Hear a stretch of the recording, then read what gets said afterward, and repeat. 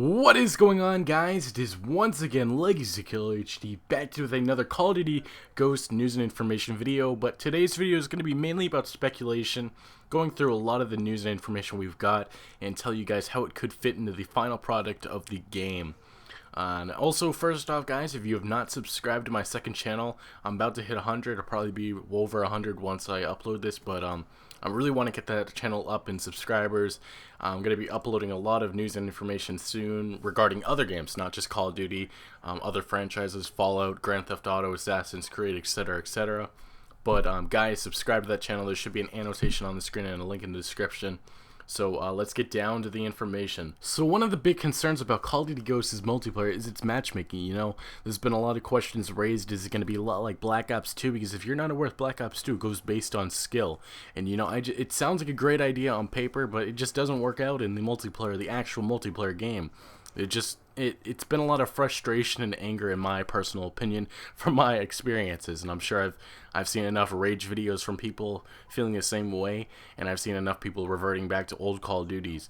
So I think they need to revert back to how it was in maybe even Modern Warfare 2 or previous CODs, basically. You know, put it back to how it was. You know, let people play against random people, or just let it be. You know, you didn't really have to mess with that. I did not like that. And you know, if you don't know, they chose skill-based lobbies over lag compensation, which is a huge no-no. I heard about this early. I think this was in December, and I was outraged. I couldn't believe this. And that's another big concern we've had is lag. You know, it just doesn't work. I think they need to go back and let it be how it was in Modern Warfare 2 and basically previous Call of Duty games. Sorry for mentioning Modern Warfare 2 so much. But let's move on to our next subject, which is squads. If you guys are not aware, if you missed my last video, there was a 7-second video shown from Rubin. Originally, he posted it on Twitter. He's like, here's my first image, or I think it was his first video from his new phone. And everybody's like, okay, whatever. But if you clicked it, it showed a little bit of a teaser from the actual game, in-game, of a new game mode called Squads. And it was actually, Squads was actually originally teased in the trailer that nobody saw. Actually, somebody from Charlie Intel pointed it out. Special thanks to them. That's actually a website for gaming news too. But what was in the trailer was that there was like a little couple words that said squad customization or something of that sort.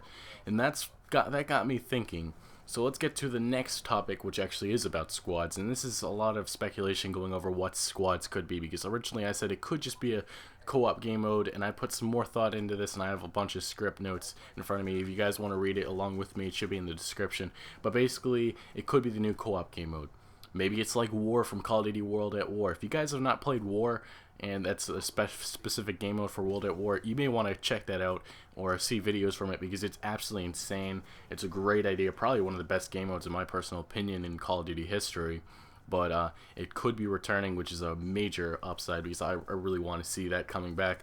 And DLCs could be new war-like maps. You know, we saw Spec Ops DLCs. Nobody really cared. They're like, whatever.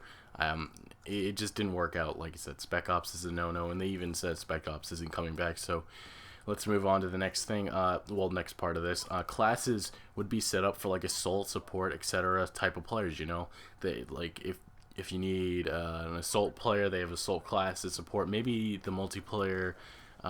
Your multiplayer classes revert over to your co-op game mode, which would be definitely interesting. I don't think that would work out, but definitely classes, I think they could be set up for certain areas in the field of war. So that's just something, that's one idea of what squads could be. And then the simple idea would be, is squads just going to be replacing parties as a different name? That could be the possible. That's a lot of people have been speculating that maybe it's just that it's as simple as that. And then another thing is that squads could be where you can start a party and battle against another party, and then single players can just play against single players. You know, that sounds like a decent idea. I just don't see how that would be it, because I think this has to be the co-op game mode. That's my personal perspective. I would love to know what you guys think in the comments. Let me know. So let's move on to our next topic, which is gun DLC. So we got some recent news about why there really hasn't been gun DLCs in Call of Duty games.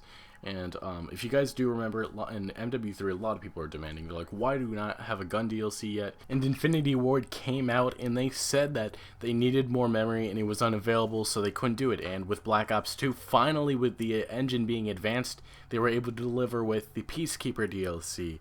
So with Call of Duty Ghost, I'm expecting that we'll probably get some more DLCs like that. We're not going to just have map DLCs. We're going to have other things like gun DLCs, maybe even kill streak, score streak DLCs. We'll have to see.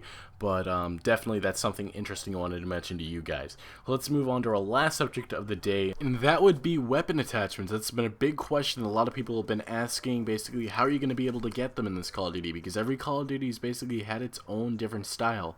If you look at Modern Warfare 2, World at War, and CoD 4, they had just had the basic system where basically all you had to do was complete a challenge for the attachment and you got the attachment. And with this Call of Duty, with the recent Call of Duties, got a little bit more different. You know, with Black Ops, there you had to have a certain amount of Black Ops, not Black Ops 2. You had to have a certain amount of COD points available to buy an attachment. And you know, that sounded really amazing. It worked for that Call of Duty, and they didn't bring it over to Black Ops 2. I'm not exactly sure why. I guess it just fit the theme of Black Ops 1. But with Modern Warfare 3, I love that style that they had. You know, you leveled up a gun. Every time you leveled it up, you would get a certain amount of, you'd get an attachment at every level for your weapon. I thought that would be a great idea. They should bring over to Call of Duty Ghosts. With MW3 having so many mistakes, I think this was one of the best things they had. And proficiencies, which was also with the MW3. I'm not sure about that, but that's like a little bit half and half in my opinion. But I guess you could see that coming over. But those are the two things I really want to see from Modern Warfare 3. The only two things that I really want to see from MW3 being brought back.